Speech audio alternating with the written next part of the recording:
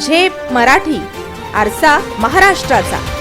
जिल्ह्यातील दोंडेच्या शहरात मुख्य रस्त्यांवर वाढलेल्या अतिक्रमणामुळे वाहतुकीला मोठा अडथळा निर्माण होत असल्याने प्रशासनाने आज 7 एप्रिल रोजी सकाळच्या सुमारास अतिक्रमण हटवण्याची मोहीम राबवली.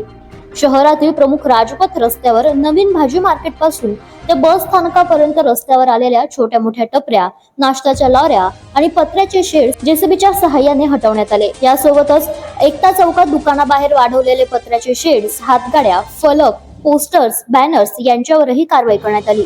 सुमारे 2 तास चाललेल्या या मोहिमेत अनेक लहान मोठ्या व्यावसायिकांची धावपळ उडाली. राज्याचे पणन मंत्री व धुळे जिल्ह्याचे पालकमंत्री जयकुमार रावल यांचे पिताश्री सरकार साहेब रावल यांनी कालच दोंडाईच्या येथील राजपथाला भेट दिली होती.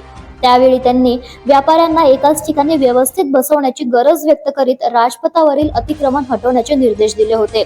त्यांच्या या सूचनेच्या पार्श्वभूमीवर आजची अतिक्रमण हटवण्याची कारवाई महत्त्वाची मानली जाते.